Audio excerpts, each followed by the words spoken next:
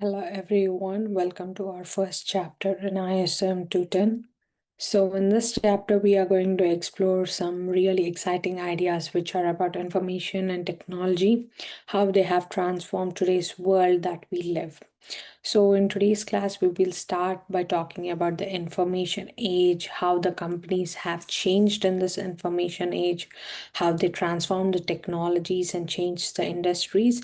And later on, we will look into different concepts like data, information, business intelligence, knowledge. And after that, we learn about big data and how organizations are using big data with the help of analytics and how are they staying ahead of competitors in this business world. And next, we will learn about the systematical thinking of MIS. And in the final of this chapter, we will look into the different business strategies, how companies have built competitive advantage. We will look into SWOT analysis, part of five forces, and value chain analysis.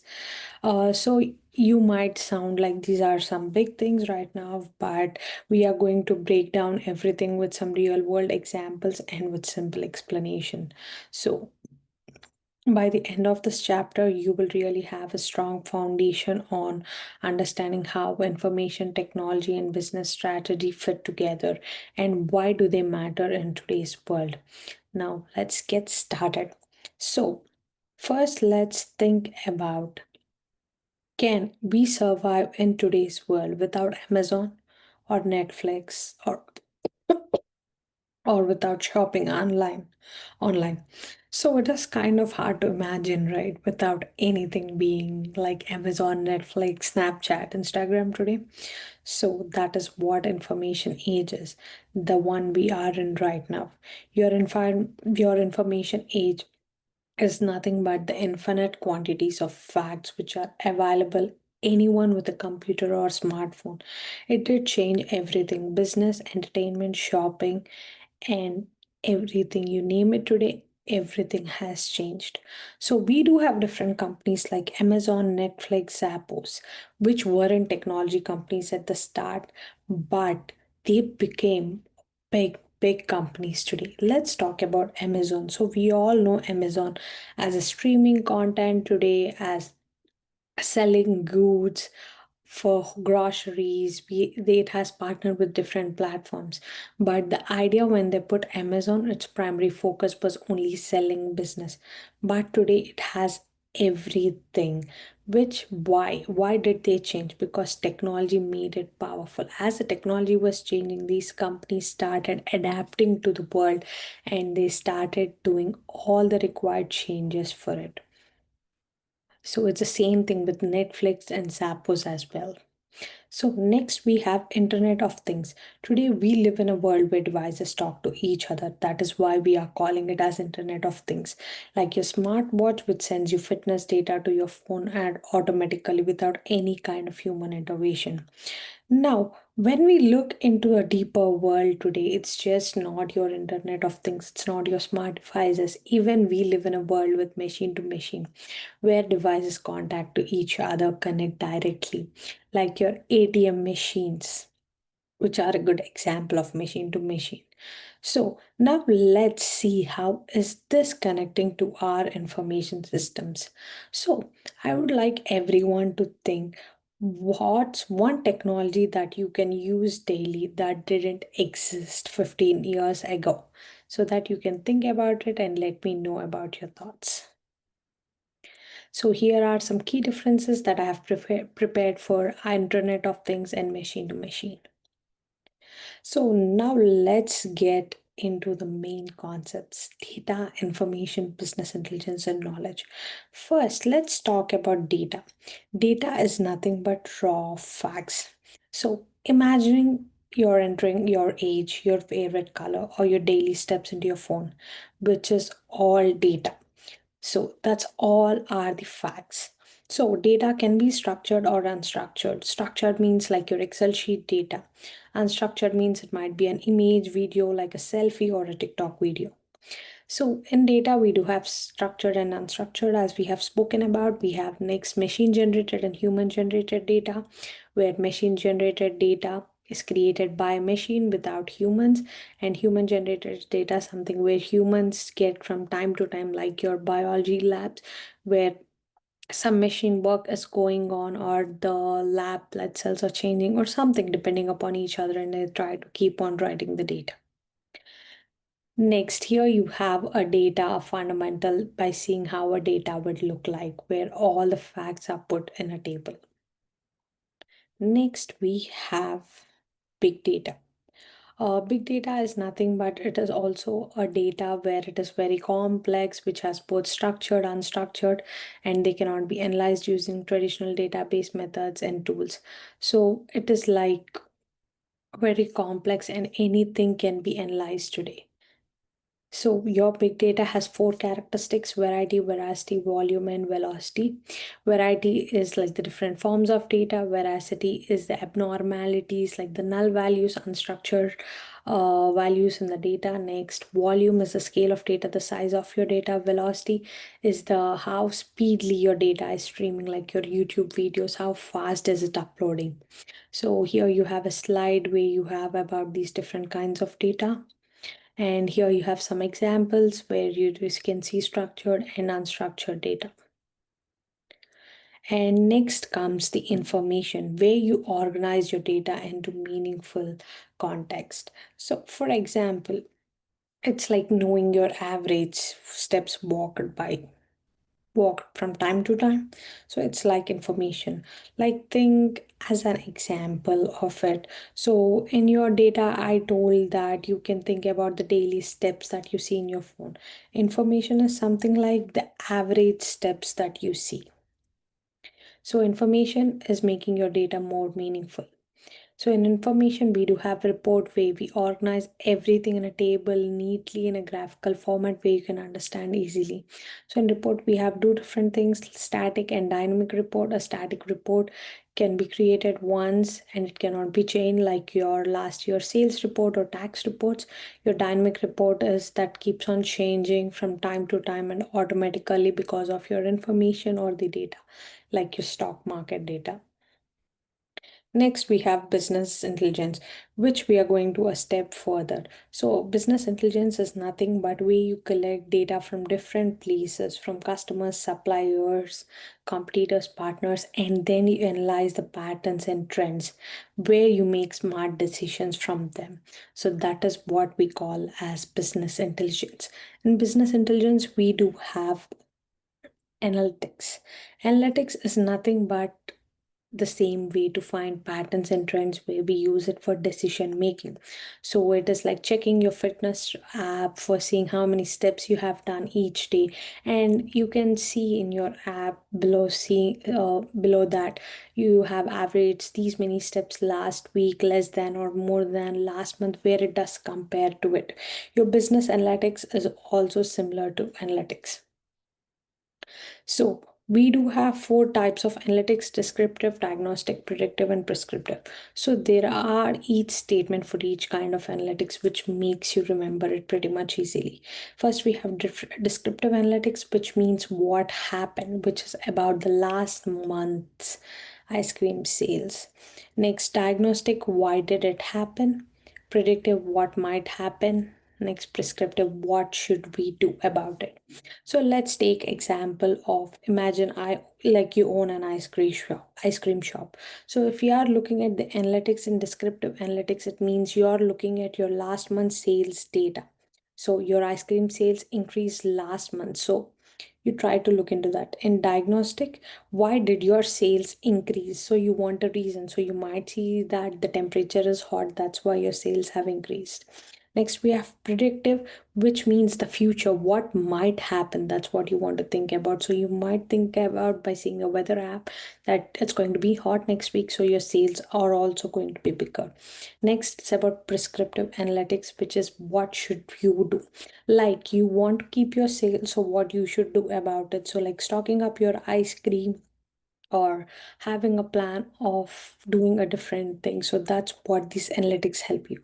All these analytics help you with planning your business smarter and to stay ahead of it. So, business intelligence does different kinds of analysis: sentimental, social media, exploratory, correlation, behavior, text analysis. So, if you see your Instagram today, Amazon today, how your feed keeps on changing because it is seeing your patterns and trends. What are you shopping more? What are you seeing more? So, they are implementing everything into that today and they are making it happen. So, next we do have knowledge. Knowledge is nothing but where you apply all your experience, your judgment, your skills, your trends, patterns, your business intelligence, everything at one place. That is what knowledge is. That is what makes you wise, just not even smart. Not just smart, but it just makes you wise. So, knowledge is nothing but your experience, your judgment of the information, your business intelligence, implementing it together. So, next, let's talk about how your system thinks. How do these roles change? How do these companies think? So we do know that how the companies work. Every company has multiple departments, as you can see in this slide. Each department has its own importance. So when all these departments work independently, then they cannot make better decisions, right? So when all the departments work independently without sharing information, then there will be a data silo created. So when all these companies work together, so I'm sorry, when all these departments work together and then they try to make a better decision, that's when you can say that the company is functioning properly and it is going to make better decisions. This is nothing but MIS, Management Information Systems. So it is how you bring everything together into one place. So next, let's talk about the MIS solutions. So MIS solutions, we do have goods, services, and production.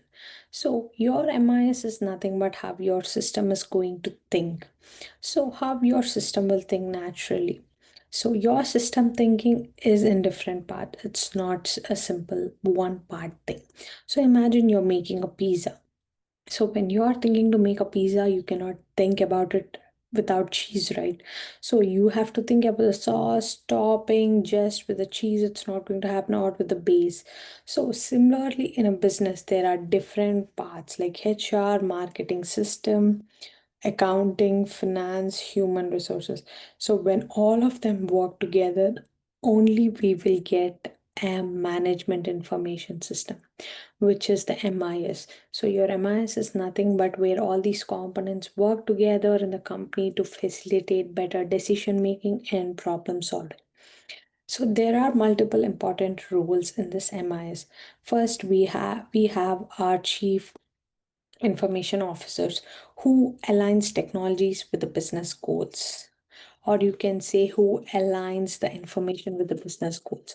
All the information and technology that we use should align with the company. So every company has a certain goal. So this information officer will see that how this information is aligning with the business goals. Next, chief data officer will decide what data should be collected. So to get to those business goals, what kind of data do they need will be looked out by the chief data officer. Next, we have the chief technology officer who will be responsible for the technology that runs smoothly. So who will look into the technology upgrades, who will see that the technology is aligning with the company's agenda, business goals, who will always look into the software that it's working properly and going smoothly. So with this, we finish our first half of the chapter. So next, let's talk about business strategies. So in the second half, we will look into business strategies. What are each strategy? Like SWOT analysis, Potter principles, Potter's three generic strategies. So first, business strategy is nothing but you make a plan to achieve a goal. So let's say I have a retail business. So I would like to enter a new market. So that is my business goal. So whatever I prepare a plan to achieve so that I can reach a new market is my business strategy. The plan which has a set of goals and objectives. That is what I call it as a business strategy. It is about developing new products, entering new markets, increasing customer loyalty or attracting new customers, increasing my sales, different priorities. Every business strategy goal can be different. So every business has stakeholders, which means that the people that are interested in your business, which we call as stakeholders, they can be known as investors according to the different company. A government might be interested in your company. It might be a compute. It might be a community. It might be a partner, or it might be the customers. Anyone that's showing interest that has some uh, interest in your company are the stakeholders. Next, identifying competitive advantage. A competitive advantage is nothing but so who has bought the product first into the market? So the one that has made that product first. So let's talk about iPods. So I don't know if anybody's familiar with this, but iPhone launched an iPod kind of thing in the starting. So that was a big hit. Later on, all the other companies started also doing iPods. But when Apple did that first, they did have a competitive advantage in the market. Next, we have first mover advantage. First mover advantage is nothing but which will impact to increase their share and offer something nobody has done. So, like we have FedEx today. FedEx has different kinds of options like picking up your package, dropping up your parcels, shipping, tracking different kinds of things. But lot of other companies, when they started it, they didn't have all these features. So FedEx was the first company that had this advantage, and its share value became different. After that, everything has changed and it has become more trustworthy. So that is what we call as first mover advantage. Next, in our to analyze our business strategies, we do have different tools. So first we have the SWOT analysis, which means S means strength, W means weakness, O means opportunity, T means threat. So it is like doing a self checkup before you are entering a competition. You are looking into things into yourself. So, like, I have a business, so but I want to enter a new market. So, I would like to analyze my SWOT. So, I want to see what is my business strength, what is its weakness, what will be my opportunities for the future, and what will be my threats. So, let's say I have a bakery business. My strength is that I do good cakes. What would be my weakness is that I might run off the ingredients or there might be delay because I might have faced that in the previous past. Next, about opportunities is that maybe I'm entering a new area where more people can taste my cakes and I can attract more people. What can be my threat is like that maybe in that area there is already a bakery business that runs smoothly and thus does very well. That might be a threat. So, no matter what you enter any kind of business, it is important that you know your strength, weakness, opportunities, and threats. It's not any business, even it's yourself. We can do a SWOT analysis. Next, we have the five force models. First, we have the Potter's five force model. First, we have the buyer power. Next, we have supplier power, threat of substitutes, threat of new entrants, rivalry. So, when we are talking about each of this, first, let's talk about buyer power. So, buyer power, your customer is always right. Your price will affect the different kinds of buyers that are coming near you. So, it's like a simple thing. Can customers easily switch the brand? So, always a business will have that in their head. So, that is the reason they do this loyalty programs, discounts, and different kinds of things. Next, we have supplier power, the one that is supplying you the products. They always have upper hand because they know that your business will not run without their products. So a supplier power also influences the prices and he decides or they decide what will be the price. Next, threat of substitute or products. Are there any alternatives for the product or service? So always it's see that the customer looks for alternatives if something is cheaper than this, if there is a better service than this. Next, threat of new entrants. So you have entered a market easily. Is it easy for another person also to enter the market? Can also you have more competitors in the future or very soon enough? Next, rivalry among existing customers. How tough is the competition? You have entered a market, but there is already a product like that in the market. How tough your competition is going to be?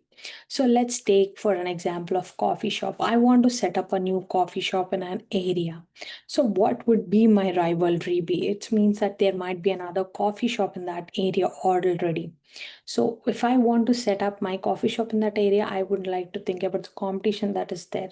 Next, threat of new entrants. So maybe that area is cheap, so I'm setting up a coffee shop. Maybe in future someone also can set up a coffee shop there. Next, threat of substitutes. So every customer is going to that shop, coffee shop already. So why they come near me? So I have to think of the substitutes and what thing else is in that area. So I have to examine ways like how can I meet the customer needs. Next, bargaining power, which is the supplier power. So I have to see how much power I'm giving to the supplier, how what the products or goods, because they know exactly. Next, we have the buying power. So I have to see how much I can control my customers. So how much kind of pricing I need to put for my coffee so I can attract them more. So if we see in today's business, there are a lot of businesses where there is a lot of rivalry.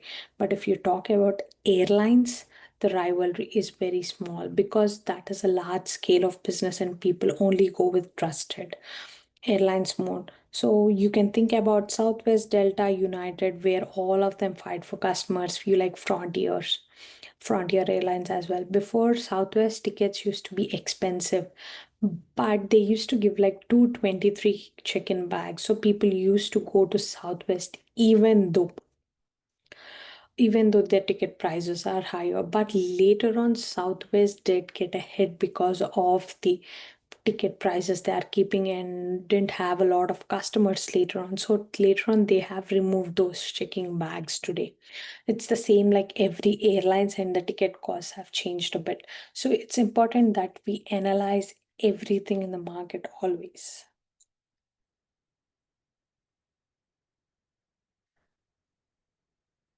So next we have the three generic strategies. So low cost, high cost, broad market, narrow market. So if we are talking about this, let's talk about Walmart. Walmart has the same products as Target. But a lot of people prefer to go to Walmart rather than Target because Walmart has some cheaper goods compared to Target. Next, we have high cost, Neiman Marcus. So I don't know if you ever heard about this brand. We have Neiman Marcus, we have App, Macy's, the large different kinds of these. These are in a broader market, but they are pricing on a higher cost. But when you look at Payless Shoes or Dollar Tree, these are like also in a broader market or in a cheaper way. Next, when we are talking about narrow market, we have Tiffany and Co. or Louis Vuitton. They do not do any kind of marketing to their products because the customer who wants their products will come back to them. They know that. So in this three generic models, we have the cost leadership, differentiation, and focus. These models will help you to decide how your it will help your business to decide how you can compete in the market. So cost leadership is like the cheapest option, like Walmart. Differentiation, it is offering you something unique but a bit different, like Apple.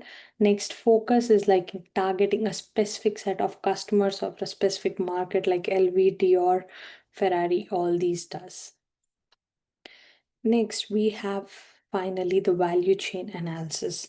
So value chain analysis is nothing but how in your businesses they're like a chain of activities. Every activity has its own value. So if you are talking about inbound logistics, it is like getting materials, operations, making the product. Outbound logistics is shipping the product, marketing, sales, selling it to the customers, service, helping customers, providing them service. Every activity that we see here will have the HR, technology, and procurement. So let's think about a brand. Let's think about Nike. So in Nike, inbound logistics is nothing but they get their raw materials, they make the shoes, market them through amazing ads, sell them through store and apps. It supports customers with return and exchange. So every step does add a value. So in your business, every step needs to add a value to each and everything. So then only you can have a success in your business. So when you have that value, your business is going to success. So your business success depends upon every part in this value chain analysis. When everything work together, then only we can make your business successful. So with this, we finish our chapter 1. Thank you so much for listening, and please look at some real world examples around you where you can think about the change in technology, where you can think about the different companies and how powerful is information systems. See you in the next chapter. Thank you so much.